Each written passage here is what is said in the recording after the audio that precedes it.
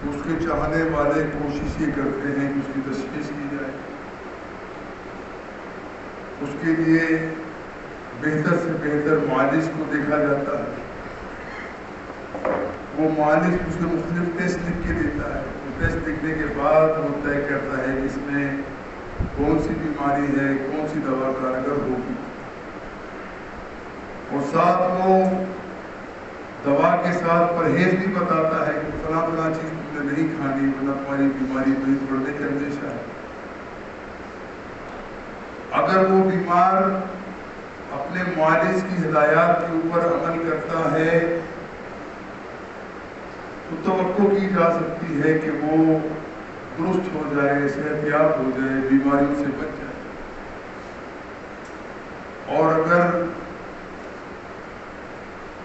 وہ شخص نہ دوا صحیح استعمال کرے، نہ پرہیز کے مطابق زندگی گزارے، تو یقیناً یہ کہا جا سکتا ہے کہ وہ بندہ اپنا دشمن آپ ہے۔ اسی مثال کو ہم مسلمان اپنے اوپر منطبق کریں کہ امت مسلمہ بیمار ہے، ایک تو اس کو مختلف عارضے لاحق ہیں، مختلف قسم کے جراثیم اور وائرس کے اندر یہ امت محترمہ مبتلا ہے، جس کی نشانیاں کیا ہیں کہ اللہ تعالیٰ کے احکامات کے ساتھ ہمارا دل نہیں لگتا۔ بیماری یہ ہے کہ ہم اللہ تعالیٰ کے اوپر ایمان لانے کا جو ہمارے پاس اسلوب ہونا چاہیے تھا اس کے مطابق ہم زندگی نہیں گزارتے۔ بیماری یہ ہے کہ ہم نے جس نبی کا کلمہ پڑھا ہے اور جس کے بارے میں ہمیں معلوم ہے کہ یہ شخص کائنات کا سب سے عظیم ترین شخص ہے، اور اس سے جو ہمیں دوا بتلائی ہے، جو پرہیزیں بتلائی ہیں، وہ یقیناً کارگر ہیں۔ اس سے کوئی انکار نہیں کرتا، کوئی مسلم انکار نہیں کرتا کہ اللہ کے رسول صلی اللہ علیہ وسلم کی ہدایات وہ اصل ہدایات ہیں، اور جن چیزوں سے اللہ کے رسول نے منع فرما دیا ان سے ہماری زندگی درست ہو سکتی ہے، اور جن چیزوں کا حکم دیا اس کے اوپر عمل کریں گے تو درست ہوں گے، ورنہ درست نہیں ہو سکتے۔ لیکن ہم دیکھتے ہیں کہ نہ ہمیں اپنی بیماری کا شعور ہے، نہ اس کی دوا کے لیے ہم محنت کرتے ہیں، نہ پرہیز سے ہم بچنا چاہتے ہیں، جو پرہیزیں بتائیں اس سے بچنا چاہتے ہیں۔ یہی وجہ ہے کہ ہمارا مرض اس وقت پورے معاشرے کے اندر پھیل چکا ہے۔ بے رغبی، بے دینی، اللہ کے ساتھ بغاوت، جس کے اندر امت مسلمہ بالعموم اس کے اندر ملوث ہے۔ کچھ لوگ جان بوجھ کے اللہ کے اور اللہ کے رسول کے خلاف احکامات ڈھونڈتے ہیں، ایسی چیز رائے فرار تلاش کرتے ہیں کہ ہم بچ جائیں گے اس طریقے سے۔ وہ کچھ لوگ انجانے میں سمجھتے ہیں کہ ہم اللہ تعالیٰ کے بندے ہیں، اللہ تعالیٰ نے پیدا کیا ہے، اللہ تعالیٰ اپنی مخلوق سے محبت کرتا ہے، کوئی بات نہیں، جب موقع ملے گا گناہوں سے ہم توبہ کر لیں گے، ابھی بڑی زندگی ہے، وہاں پر بحث کوش کے عالم دوبارہ نہیں، اس کے بعد زندگی پڑی ہے، ابھی تک کیا عادت پڑی ہے فکر مند ہونے کی۔ جب کمزور ہو جائیں گے اللہ کے سامنے جھک جائیں گے، اللہ تعالیٰ سے معافی بھی مانگ لیں گے، اپنے گناہوں کا اعتراف بھی کر لیں گے، وہ تمام مشکلوں سے بچ کے اللہ تعالیٰ کی خوشنودی بھی حاصل کر لیں گے۔ یہ بہت بڑی غلط فہمی ہے مسلمانوں کے اندر اس وقت صلاحیت کیے ہوئے، اور خود کیا کرنا ہے، خود کچھ بھی نہیں کرنا، اور پھر توقع یہ ہے کہ اللہ تعالیٰ غفور رحیم ہے، وہ رحم کرنے والا ہے، الرحمن الرحیم ہے، اس کی رحمت کا سمندر ٹھاٹھے مارتا ہوا سمندر ہے، کوئی شک نہیں۔ لیکن اللہ سبحانہ و تعالیٰ کی صفات میں سے المنان بھی ہے، الجبار بھی ہے، المتکبر بھی ہے، عزیز ذو انتقام بھی ہے۔ یہ چیزیں ہم بھول جاتے ہیں۔ اب اگر ہمیں شعور ہو جائے کہ ہم نے سمجھنا ہے کہ ہماری بیماری کیا ہے، اس کی ابتدا کیسے کریں گے، اور بیماری کا میں نے آپ نے تذکرہ کیا، اللہ کے رسول صلی اللہ علیہ وسلم جس معاشرے میں پیدا ہوتے ہیں وہ بیماریوں کے اندر وہ کینسر بنا ہوا تھا ان لوگوں کے اندر۔ قریش مکہ کا حال کیا تھا؟ بظاہر دین ابراہیمی کا دعویٰ کرنے والے تھے اور کہتے تھے کہ ہم دین ابراہیمی پہ ہیں، اور یہ کہتے تھے کہ ہم اللہ کو مانتے ہیں، لیکن ان کا حال کیا تھا کہ غیر اللہ کے سامنے جھکتے تھے. ان کی زندگی کا مقصد صرف اسی یہ تھا کہ دنیا کمائی جائے, دنیا کے اندر اپنی جاؤ جلال کو برقرار رکھا جائے, دنیا کے اندر جتنے بھی عرب قبائل ہیں اس کے اوپر حکمرانی کے تصور کے اندر موجود ہے. یعنی بیماری کی کوئی ایسی حالت نہیں ہے جو ان لوگوں میں نہیں تھی. رسول اللہ صلی اللہ علیہ وسلم محمد بن عبداللہ اسی معاشرے میں پیدا ہوتے ہیں. اور اللہ کے رسول کے بارے میں یہ بات جان لیجئے کہ اللہ کے رسول اپنی مرضی سے کچھ نہیں کہتے. وما ينطق عن الهوى, یہ وہ رسول ہیں جو اپنے خواہش نفس سے کچھ بھی نہیں کہتے, بل کیا ہے کہ اللہ تعالیٰ کو ان پہ وحی کرتا ہے وہی کہتے ہیں. اب جو شخص ہدایت لانے کے لیے ان کا نام محمد علیہ السلام کے جیسا شخص ہو اور ان کی ہدایت ہے وہ اللہ کی طرف سے آتی ہو, جو ہمارا خالق ہے, ہمارا مالک ہے, ہمارا پیدا کرنے والا ہے, ہماری رگوں پہ سے واقف ہے, ہماری رگوں پہ ایک ایک ذرے سے واقف ہے کہ یہ انسان کس طرف جائے گا, کیا کرے. وہ ہدایت کامل جب اللہ کے رسول کے پاس پہنچتی ہے, اللہ کے رسول اس کے نتیجے کے اندر ان کی تربیت کا ایک نظام قائم کرتے ہیں اور کہتے ہیں سب سے بڑا کلمہ, سب نبیوں کا مشترکہ کلمہ کیا ہے, لوگوں قولوا لا الہ الا اللہ تفلحوا. اگر تم اس چیز کا اقرار کر لو کہ اللہ کے علاوہ کوئی معبود نہیں, اللہ کے علاوہ کوئی حاجت روا نہیں, اللہ کے علاوہ کوئی مشکل کشا نہیں, اللہ کے علاوہ کوئی بگڑی بنانے والا نہیں, اللہ کے علاوہ کوئی مدد کرنے والا نہیں, تفلحوا.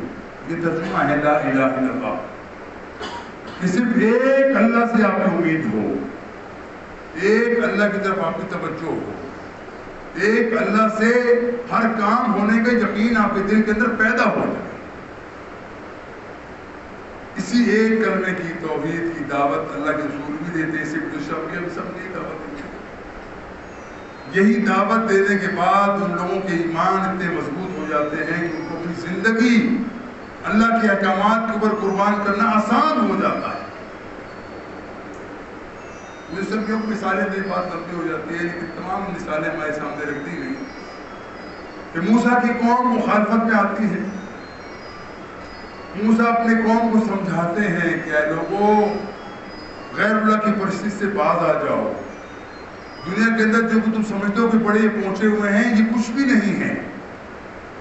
اصل میں ایک اللہ کی ذات ہے جس کی وجہ سے پوری دنیا کے اندر اللہ تعالیٰ نے اپنے لوگوں کو, ایسے لوگوں کو چنا ہے جو لوگوں کو صحیح راستے پہ بلاتے ہیں. اس کی طرف جاؤ گے کامیاب ہو جاؤ گے, اب ان کو چھوڑ دو گے ناکامی تمہارا مقدر بن جائے. یہ قوم کچھ عرصہ تک موسیٰ کی بات مانتی ہے. موسیٰ علیہ السلام کچھ عرصے کے لیے اپنی قوم سے دور ہوتے ہیں. یہی قوم اسی شرک کے اندر دوبارہ مبتلا ہو جاتی ہے. یہی قوم بچڑے کی پوجا شروع کر دیتی.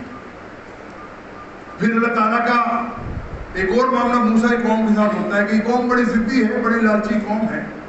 موسیٰ سے تقاضے کیے جاتے ہیں, موسیٰ اگر تو واقعی اللہ کا رسول ہے, تیرا اللہ واقعی دنیا کے اندر اور کائنات کے اندر تسلط رکھتا ہے, ہمارے فلاں فلاں مطالبے مان.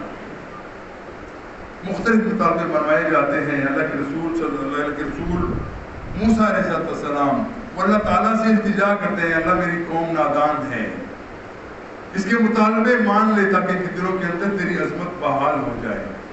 اللہ سبحانہ وتعالیٰ مختلف معجزوں کا اظہار موسیٰ علیہ السلام کے ساتھ کرتے ہیں. جنت کے میوے آتے ہیں, جنت کا کھانا آتا ہے اور دنیا کی تمام آسائشیں کو مہیا کی جاتی ہیں. لیکن یاد رکھیے, جس وقت کوئی نبی یا رسول اللہ تعالیٰ سے التجا کر کی قوم کے لیے طلب کرے, اس کے بعد قوم اگر بگڑ جائے تو کوئی اور حل اللہ کی سنت کے اندر نہیں ہوتا کہ اللہ تعالیٰ لوگوں کے اوپر عذاب کا ایک ایسا جھونکا بھیج دے تاکہ لوگوں کے لیے عبرت بن جائے. آپ نے پڑھا سنا کہ کس طریقے سے موسیٰ علیہ السلام کی قوم کو اللہ تعالیٰ نے مختلف آغازوں کے اندر جھونک دیا, اور ایسا وقت بھی آیا کہ بنی اسرائیل کے لوگ ان کو سمندر کے اندر غرق کر دیا. یہ وہ بنیادی چیزیں تھیں جو اللہ کی توحید کو چھوڑنے کے بعد انسان کے ساتھ یہ معاملہ ہوتا ہے.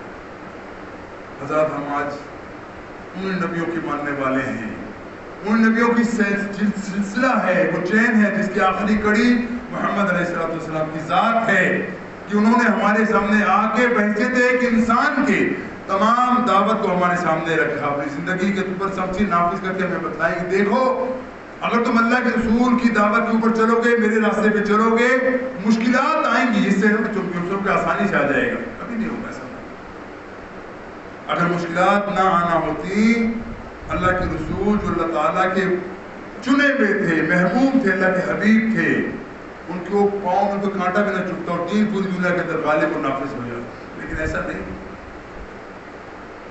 مشکلات آئیں، سختیاں آئیں، تشدد آیا، مینٹل ٹارچر آیا، ہر قسم کی اذیت اللہ کے رسول کو دی گئی، لیکن اللہ کے رسول ہر معاملے کے اندر ثابت قدم رہے۔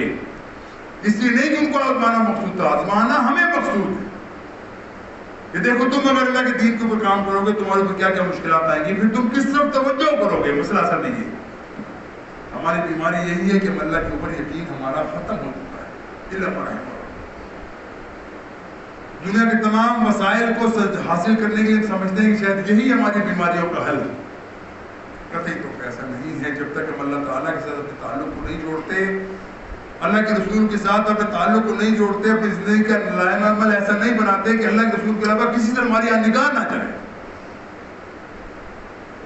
اور ہم نے تحریف کی ہے۔ یہ تو اللہ کا بہت بڑا فضل ہے کہ جس کا اللہ تعالیٰ نے اعلان بھی کر دیا کہ دیکھو میں نے قرآن نازل کر دیا ہے، اس قرآن کے اندر ایسا سسٹم بنا دیا اللہ تعالیٰ نے کہ قیامت تک کوئی شخص کے اندر تحریف نہیں کر سکتا، اس کو چینج نہیں کر سکتا، ایک زیر زبر کو تبدیل نہیں کر سکتا، ایک لفظ کو تبدیل نہیں کر سکتا، ایک حرف کو تبدیل نہیں کرتا، اللہ کے ذمہ ہے۔ ورنہ ہم نے کیا کچھ نہیں بدلا۔ اگر ہمارے بس میں ہوتا، اللہ تعالیٰ کی حفاظت اور ضمانت نہ ہوتی قرآن کے بارے میں، ہم کیا کچھ نہ کر بیٹھے۔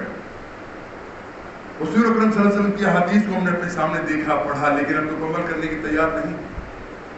اپنے ذہن کو دھوکہ دینے کے لیے ہم نے نئی نئی چیزیں گھڑ دی، نئے نئے فطروں کے اندر مبتلا ہو گئے، نئی نئی بدعات کے اندر مسلمان غرق ہو گئے۔ نتیجہ کیا نکلا کہ دنیا کے اندر مسلمان اس وقت کائنات کے اندر پست ترین مخلوق کوئی ہے تو وہ مسلمان انسانوں کے اندر وہ مسلمان ہے۔ وجہ کیا ہے؟ ہم اس قوم کے رہنے والے ہیں، ہم اس قوم اللہ کے رسول کے ماننے والے، اس امت کے رہنے والے، جن کے بارے میں فرمایا کہ رحمت العالمین نے لوگوں کو اپنے لیے منتخب کیا۔ اللہ کے رسول نے لوگوں کو تم جاؤ دنیا کے اندر بھلائی کی کام کرو، اللہ تعالیٰ تمہیں عطا کرے۔ اللہ کی مدد کیوں نہیں آتی؟ مسلمان کیوں پریشان ہے؟ مسلمان کی پریشانی سے نکلنے کا حل کیا ہے؟ ایک حل کے علاوہ کوئی اور دوسری چیز نہیں کہ تم اللہ کے اوپر ایمان کامل طریقے سے لے آؤ اور یہ یقین کر لو کہ اللہ تعالیٰ تمہارے ہر کام سے واقف ہے، تمہاری مشکلات سے بھی واقف ہے، تمہاری تنگی سے بھی واقف ہے۔ اس پر رجوع کرو گے، اللہ سے مانگو گے، اللہ تمہیں عطا کرے گا۔ لیکن اس سے پہلے شرط کیا ہے کہ اپنے ایمان کو خالص کرو، اپنے ایمان کو 100% خالص کرو، کسی سے تمہیں غم نہ ہو، کسی سے دکھ کی اندیشہ نہ ہو، صرف ایک ذات ہے جس سے تمہارا ہمیشہ امید بھی ہو کہ اللہ تمہارا ہمارا خالق ہے، ہمارا مالک ہے، ہمارا رازق ہے، وہ یقیناً ہمارے ساتھ وہ کرے گا بہتری جو ہم چاہتے ہیں۔ لیکن ہم چاہتے کیا ہے؟ اللہ تعالیٰ سے تعلق ہم نہیں چاہتے، اللہ کی طرف رجوع کرنا ہم نہیں چاہتے، ہر معاملے کے اندر ہم دو نمبری کرنا چاہتے ہیں، ہر معاملے کے اندر کوشش کرتے ہیں کہ ہم جیسے لوگوں کو دھوکہ دیتے ہیں اللہ کو بھی دھوکہ دیں۔ دیکھیے ہم اللہ کی نماز آتے ہیں، مسجد میں نماز پڑھنے کے لیے کس لیے آتے ہیں؟ وجہ کیا ہے؟ اللہ کا حکم ہے، اللہ کے رسول کا حکم ہے کہ لوگوں نماز کے بغیر مسلمان نہیں رہتا۔ آپ کے سامنے یہ حدیث میں پہلے بھی کئی مرتبہ رکھ چکا ہوں کہ اللہ کے لوگوں، اللہ کے بندوں، اللہ کے رسول فرماتے ہیں کوئی بندہ قاتل ہو، زانی ہو، شرابی ہو، چور ہو، ڈاکو ہو، وہ مسلمان رہتا ہے، اس کی اسلام کے اندر حرف نہیں آتا، گناہ ہے یقیناً بہت بڑا گناہ ہے۔ جب بھی معافی مانگے اللہ تعالیٰ اس کو بالکل صاف ستھرا کر دے گا، لیکن جو شخص جان بوجھ کے نماز نہیں پڑھتا وہ بندہ مسلمان نہیں ہوتا۔ اب یہ بات ہمیں سمجھ نہیں آتی۔ جمعے کے اندر مسجد بھری ہوتی ہے، ظہر کے اندر، عصر کے اندر تو مسجدوں کے اندر دو لوگ بھی نہیں ہوتے، ایک آئے سب بھی پوری نہیں، تو تمام مسجدوں کا یہ حال ہے۔ جمعے کے دن مسلمان بننے والوں سوچو تمہارا کیا حال ہوگا قیامت والے دن اگر تم سے پوچھا جائے کہ تمہیں بتلایا تھا کہ نماز تمہارے دین کا حصہ ہے، نماز کے بغیر تمہارا اسلام بھی پورا نہیں ہوتا، کیا جواب دو گے تم لوگ؟ اللہ کیا جواب دو؟ عبداللہ بن ابی جیسا شخص رئیس المنافقین، اس کو بھی اپنا اسلام ثابت کرنے کے لیے 5 وقت کی نماز اللہ کے رسول کے پیچھے پڑھنا پڑتی ہے. وہ اللہ کے رسول کے پیچھے بالکل جب صف میں کھڑا تھا, پہلے صف میں کھڑا ہوتا, اللہ کے رسول کے بالکل پیچھے کھڑا ہوتا. اس لیے تاکہ وہ ثابت کر سکے لوگوں کے اندر کہ میں واقعی مسلمان ہوں, میں ایمان والا ہوں, میں اللہ کے رسول سے محبت کرنے والا ہوں. ہمیں سے الحمدللہ ہم یہ تو نہیں کہتے ہم میں سے کوئی بندہ منافق ہے, نہیں. عمل میں کمزوری یقیناً ہے, لیکن کوئی شخص بھی ہم سمجھتے ہیں, ہمارا حسن ظن ہے کہ انشاءاللہ مسلمانوں میں جو بھی جمعہ پڑھنے آتے ہیں تمام کا ایمان یقیناً اس کے رتی موجود ہے اس کے لیے. لیکن یہ کیسا ایمان ہے جو آپ کو عمل کی طرف لے کے نہیں آتا؟ یہ کیسا ایمان ہے جو اللہ کے رسول کے حکم کی مخالفت کے لیے آپ کو اکساتا ہے؟ یہ کیسا ایمان ہے جس کو آپ کے اندر وجود ہونے کے باوجود آپ اللہ کے رسول کے احکامات کے خلاف چلتے ہیں اور آپ کا احساس نہیں ہوتا کہ غلط کام کریں؟ آزاد کی وہ چیز ہے جو ہم نے سمجھا ہے کہ ہم اپنے دین کو اپنی پسند کا دین چاہتے ہیں. جو دین ہمیں پسند آئے ہم اس کے اوپر عمل کرنا چاہتے ہیں. لیکن جو دین اللہ نے بھیجا ہے, جو دین اللہ کے رسول ہمیں بتلا کر گئے ہیں, اس طرف آنے کے لیے ہمیں نہ توجہ ہوتی ہے نہ ہمیں ضرورت محسوس ہوتی ہے کہ اس طرف جانا چاہیے. لیکن اپنے ہاتھوں سے اپنے مردوں کو دفناتے ہیں. دیکھتے ہیں کہ ایک بندہ کتنے تکبر سے چلتا تھا, مال دولت اس کا گھمنڈ تھا, اولاد کا گھمنڈ تھا, جائیداد کا گھمنڈ تھا, لیکن اچانک اس کی روح قبض کر لی گئی اور وہ شخص اپنا سطر بھی نہیں چھپا سکتا. اس کو ہم سب کر کے اپنے ہاتھ سے عمر کر دو, وہ قبر میں ڈال کے آ جاتے ہیں. ہمیں احساس بھی نہیں ہوتا کہ ہمارے ساتھ یہ ہونے والا ہے. یہ دنیا کی تمام مال و اسباب یہیں رہ جانے والے ہیں, کوئی چیز تمہارے ساتھ جانے والی نہیں ہے سوائے اس اعمال خیریہ کے, ان نیک کاموں کے جو تم نے اللہ کی رضا کے لیے اپنی زندگی میں کیے, اس کو جاری رکھا, وہ تمہیں کام آئیں گے. اس کا کوئی چیز کام نہیں ہے. اپنی اولاد کے لیے جھوٹ بھی بولتے ہیں, اپنی اولاد کے لیے حرام کاری بھی کرتے ہیں, اپنی اولاد کے لیے خیانت بھی کرتے ہیں, اپنی اولاد کے لیے سود کے اندر اپنے آپ کو ملوث بھی کرتے ہو, اور سمجھتے ہو کہ شاید یہی ہماری زندگی کا مطمئن نظر ہے, ہم یہ کریں گے تو کامیاب ہو جائیں گے. یہ چند روزہ زندگی ہے, یہی رہ جائے گی, ساتھ جانے والی کوئی چیز نہیں. یاد رکھیں اللہ کے رسول فرماتے ہیں جس شخص نے اپنے رزق کے بارے میں توجہ نہ کی, اپنے پیٹ میں حرام چیز کو ڈالا, اس کی کوئی عبادت قبول نہیں. مسلمانی ہے نا دنیا کے, وہ بڑی پیاری بات ہے کسی نے بندے نے کہی. یہاں پہ حاجی صاحب ہیں, ہر سال ان کے 2-4 عمرے بھی ہوتے ہیں, حج بھی کرتے ہیں, چائنا میں کاروبار کرتے ہیں, کہتے ہیں بھائی یہ فلاں چیز بنا کے دینا, مجھے فلاں چیز تم نے آئٹم بنا کے دینا ہے, کوالٹی بھی بتاتا ہوں بہت اچھی بنا کے ہوتی ہے, بس میرا کام چل جائے, اور صاحب میرا نام لکھ دو, میری کمپنی کا نام لکھ دو. اور اسی جگہ پہ تھوڑی دیر میں وہ کہتا ہے بھائی آؤ میرے سے کھانا کھا لو. چائنیز نہیں, تم حرام کھاتے ہو, میں مسلمان ہوں, میں تمہارے ساتھ کھانا کیسے کھا سکتا ہوں, تم حلال نہیں کرتے, تم حرام چیزیں کھاتے ہو, میں نہیں کھاتا. وہ بندہ سوچنے لگتا ہے, سوچو اس بندے کا دماغ کیسا ہے, یہ اکیلے سے کام کرتی. وہ جو اسے پروڈکٹ بنوائی ہے اس کے اوپر حرام کام کرتا ہے, وہ اس کو نظر نہیں آتا, لیکن وہ مری ہوئی مرغی نہیں کھائے گا, وہ کتے کا گوشت نہیں کھائے گا جہاں پہ بڑی فیوریٹ ڈش ہے وہاں پہ نہیں کھائے گا جو حرام ہے. تو ہم نے خود بہت معیار مقرر کر لیے نا سر, حرام حرام ہے, چاہے وہ چھوٹا ہے چاہے بڑا ہے, وہ ایمان کا قاتل ہے, وہ ہر چھوٹا ہی بڑا آپ کو ہمیشہ نقصان پہنچائے گا. لیکن ہم نے اپنے خود ہی پیمانے بنا لیے کہ یہ چیز درست ہے, یہ چیز غلط. مثال میں دیا کرتا ہوں, کوئی بندہ بڑا بھوکا بھی ہو, کسی ہوٹل میں جائے اور کھانا کھانے کو ہے, وہ اس کو بہرا بتا دے یار کہ مرغی تو بڑی بہترین پکی ہوئی, دیکھنے میں بڑی پیاری, لیکن حلال نہیں کی گئی ہے, حرام کھائے گا. ہو سکتا ہے زندگی میں کبھی اسے نماز نہ پڑھی ہو, لیکن وہ مرغی کبھی نہیں کھائے گا, حرام ہے. لیکن کسی کا مال کھانا ہو, کسی کو ظلم کرنا ہو, کسی کے ساتھ زیادتی کرنی ہو, وہ جائز ہے اس کے.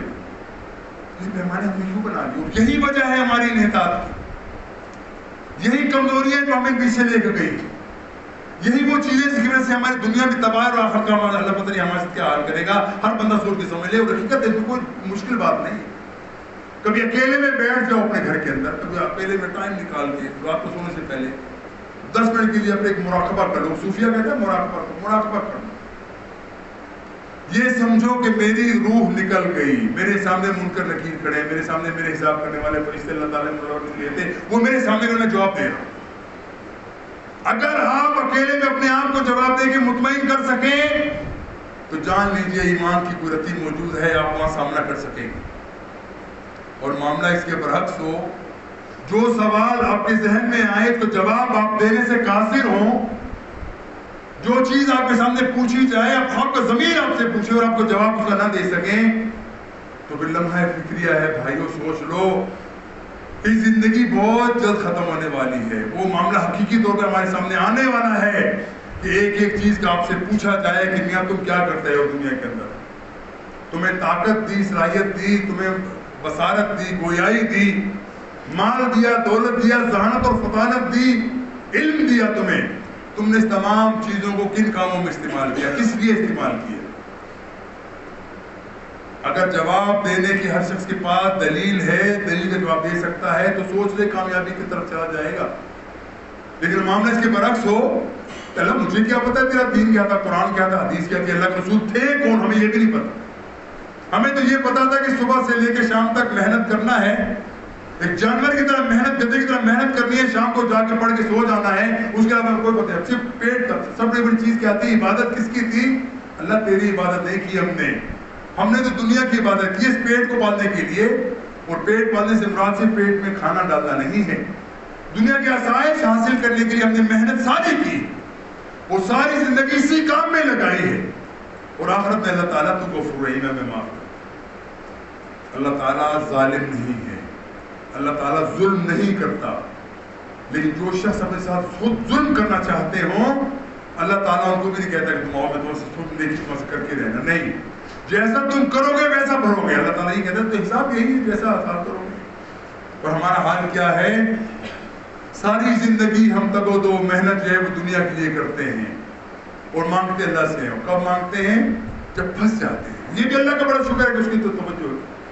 لیکن حقیقت یہ ہے کہ بھائیوں ہمیں 24 گھنٹے کی زندگی کے اندر یہ سوچنا چاہیے ہماری زندگی کا ایک لمحے کا بھروسہ نہیں. کس وقت ہماری آخرت آ جائے، کس وقت ہماری زندگی اختتام کو پہنچ جائے. کیا کرنا ہے ہمیں؟ وہ سوال کے لیے اپنے آپ کو تیار کرنا ہے کہ نہیں کرنا. بس یہ توجہ دلانے کی ہمیشہ محسوس کرتے ہیں. سب سے پہلے میں خود محتاج ہوں اس چیز کی. زندگی ہم نے گزار دی اور لگتا ہے کہ ساری زندگی ضائع کر دی، کچھ حاصل نہ کر سکے. اللہ کے سامنے پیش کیسے ہوں گے؟ ہمارے پاس خود جواب نہیں. لیکن اس کے لیے کم از کم تک دو کر سکتے ہیں، محنت کر سکتے ہیں. جو زندگی کی چل لمحات گزرے ملے ہیں اور وہ کس وقت ختم ہو جائے اس کا بھی کوئی پتہ نہیں ہے. یہ تو کوشش کرتے ہیں یا اللہ جو ہوا تو ہوا، ہمیں معاف کر دے. آئندہ کے لیے محنت کرتے ہیں کہ ہم تیرے حکم کو خلاف ورزی نہیں کریں. آئندہ کے لیے محنت کرتے ہیں یا اللہ تو نے اللہ کے رسول کو بھیجا تھا ہمارے لیے، جس کے لیے ہم اپنی جان قربان کرنے کو صبح شام تیار ہوتے ہیں، سینے میں گولی کھاتے ہیں اللہ کے رسول کے نام کے اوپر. لیکن 24 گھنٹے کی زندگی کے اندر اللہ کے رسول کی بات پر عمل کرنے کو ہم قطعی طور پر تیار نہیں ہوتے. لمحہ ہے یہ ہے اثر منہ بیماری جس کی توجہ کرنے کی ضرورت ہے اور علاج بھی ہے. ہمارے سامنے قرآن موجود ہے، قرآن کی آیات موجود ہیں، گزشتہ اقوام کے قصے ہمارے قرآن کے اندر موجود ہیں، رسول اکرم صلی اللہ علیہ وسلم کی تمام احکامات ہمارے سامنے موجود ہے، زندگی کا نقشہ پورا موجود ہے، علاج ہمارے سامنے ہے. پھر اگر وہ بندہ کہے جی کینسر ہو گیا میرا علاج نہیں ہو سکا، وہ کیا کیا؟ خود ہم نے اپنے آپ کو کیا. اس آگ میں اپنے آپ کو خود ہم نے ڈالا ہے، کسی اور نے نہیں ڈالا. ہاں خود ہی ڈالا کہ تم جاؤ ٹھیک ہے جو مرضی کرو، اللہ کے سامنے پیش ہو کے دیکھی جائے. بھائیو اس مغالطے سے نکالا ہو. زندگی انتہائی مختصر ہے اور ہمارے پاس کوئی دلیل نہیں ہے، کوئی دلیل نہیں. خاص کر میں آج کل کے لوگوں، آج کل پڑھے لکھے لوگوں سے کہتا ہوں کیا دلیل ہے آپ کے پاس؟ قیامت والے دن آپ کہہ دیں کہ مولوی صاحب نے کہا تھا میں نے کر لیا. یہ نہیں چلے گا. وہاں پہ فوراً پوچھا جائے گا فزکس کے بڑے ماسٹر تھے تم، کیمسٹری کے اندر پی ایچ ڈی کیے ہوئے تھے تم، انجینئرنگ کے بڑے بڑے ٹاپ پہ گتھیاں سلجھا لیتے تھے، کمپیوٹر کے بڑے ماسٹر تھے تم، 50-60 سال زندگی کے تو اپنے آپ کی انتہا کو تم پہنچ گئے تھے علم کے اندر، لیکن دین کے بارے میں زیرو تھے، کچھ پتہ بھی نہیں تھا تمہیں کیا کرنا. وہ مولوی صاحب بیٹھے بس تمہیں بتا دیں گے کیا کرنا. اور وہ بھی کب؟ جب پھنستے ہو تو مولوی صاحب کے پیچھے آتے ہو، ورنہ کہتے ہیں مولوی صاحب کہتے ہیں جو کہتے ہیں مولوی بیچارے 2 رکعے کے بوئیں، 2 رکعت کے امام ان کے پیچھے کیا ویلیو کرنی ہے. لیکن حقیقت بھائی ہے کہ ہمارے یہاں یہ تمام چیزیں پروفیشنلزم کے اندر آ گئی. یہ بھی انسان پورا پیشہ جو بندہ کہنے والا ہے وہ بھی اتنا ہی محتاج ہے جتنا سننے والا محتاج ہے.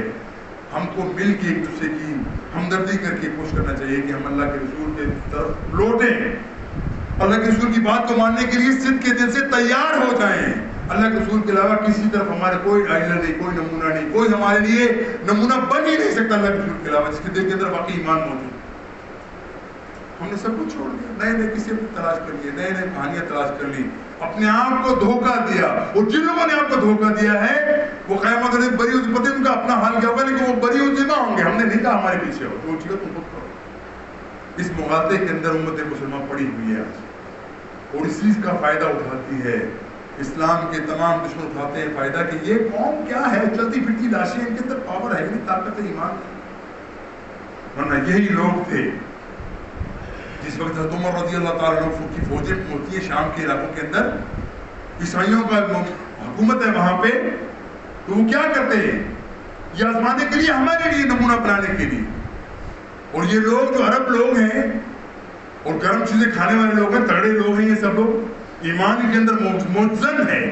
وہ کہتے ہیں ان کو ہرانا ممکن نہیں ہے، بڑے تیز سخت لوگ ہیں، ان کے ایمان پہ ڈاکہ ڈالو پھر کامیاب ہو جائیں. اپنی تمام خواتین کو، نوجوان خواتین خوبصورتوں کو سامنے لے کر کھڑا کرتے ہیں. یہ لوگ نکلے ہوئے مہینے ہو گئے گھروں سے نکلے ہوئے، تو ان کا ایمان متزلزل ہو جائے، ان کو بھٹکا دیں. ہم تلوار سے ان کی ذاتی یہ حربہ استعمال کر رہے ہیں. لکھنے والے نے کیا لکھا؟ ہمیں یوں لگتا ہے کہ یہ لوگ نامرد ہیں، کوئی بندہ اٹھا کے آنکھ اٹھا کے کسی عورت کی طرف نہیں دیکھے. یہ قوم تھی، یہ تربیت تھی لوگوں کی. ایمان اتنا مضبوط تھا کہ اللہ کے خوف کے علاوہ دنیا کی کسی چیز کا خوف نہیں تھا. اللہ کے حکم، اللہ سے محبت کے علاوہ کوئی دنیا کی لالچ ان کو نہیں تھی. ایسے لوگوں نے جب حکومت اللہ تعالیٰ نے ان کو استقامت دی، تمکن دیا ہے، دنیا کی تمام باغ ڈور ان کے حوالے کی ہے. لکھ عمر کو مل کر یہ شخص عمر فاروق رضی اللہ تعالیٰ عنہ، ہمارے ماں باپ ان کا قربان ہو، ان کی حکومت آتی ہے. بندے کا اپنا طرز عمل دیکھیے کیسا ہے، ان کی طبیعت والے لوگ کیسے ہیں، ان کے ساتھ چلنے والے لوگوں کا رویہ کیسا، ایمان کیسا ہے. یہ ہے اصل چیز جو ہمارے ہاں ہونی چاہیے، جو ہم سے بھول گئی، ہمارے ہاتھ سے وہ یہ سوغات نکل گئی، یہ گوہر ہمارے ہاتھوں سے چھوٹ گیا. اور آج امت مسلمان چڑھتی پھرتی رسول اللہ کا کچھ نہیں ہے. ہر بندہ اپنے آپ کو ذاتی طور پہ سوچے کہ میں نے اپنے آپ کو درست کرنا ہے. صرف مسجد میں بیٹھ کے بات سن کے ایک کام سے سن کے دوسرے کام سے نکال دینا، اس سے کام نہیں چلے گا. یہ آپ کے خلاف حجت بنتی ہے، یاد رکھیے. اے لوگوں اللہ کی طرف رجوع کر لو. اے لوگوں اللہ کے ساتھ اپنے تعلق کو درست کر لو. اے لوگوں اس دن سے بچ جاؤ، اس دن سے خوف زدہ ہو جاؤ جس دن کے اندر کوئی چیز تمہارے کام آنے میں نہیں ہے. نہ ماں آئے گی، نہ باپ آئے گا، نہ بیٹا آئے گا، نہ اولاد آئے گی، نہ وہ کچھ تمہارے کام آئے گی. اگر کام آنا ہے صرف اللہ کے احکامات کے اوپر عمل کر کے تم نے جو بہتر عمل کیے ہیں وہ تمہارے کام آئیں گے، اور کوئی کام آنے والی چیز نہیں. یہ تمہارے چاہنے والے، بڑے پیار کرنے والے جلد از جلد تمہیں پہنچائیں گے اپنے انجام کی طرف. وہاں پہ قبر کے بعد، دفن کے بعد رکیں گے بھی نہیں. یہ نہیں کہ کوئی تو رک دو، ایک گھنٹہ 2 گھنٹے رکتے ہیں، بولے بھاگو یہاں سے، نکلو بھاگو. یہ تمہاری زندگی اصل حقیقت، جن سے محبت کی، جن کی سب کچھ کیا تم نے، جب تمہاری موت آئی تمہیں چند گھنٹے بھی لگاتے اٹھا کے پھینک دیتے، جاؤ جو اپنے انجام کو پہنچو. پھر بھی احساس نہیں ہوتا ان کو کہ ہمارا انجام بھی یہی ہو. بھائیو اللہ کی طرف مڑ جاؤ. اللہ کے احکامات ہی ہمیں کام آنے والے ہیں، اللہ کے رسول کی محبت ہی ہمیں کام آنے والی ہے. اس کے علاوہ کوئی چیز ہمیں کام آنے والی نہیں ہے. اور ہمارے پاس مہلت ہے، غنیمت ہے کہ ہم اللہ کی طرف رجوع کر کے اپنے گناہوں کی معافی مانگ رہے ہیں. اور اللہ تعالیٰ قادر ہے ہمیں تمام مشکلات کو آسان کر دے گا، اور یقیناً کر دے گا، بشرطے کہ ہم مانگنے والے بن جائیں. اللہ سے دعا ہے کہ اللہ نے عمل کی توفیق عطا فرمائے.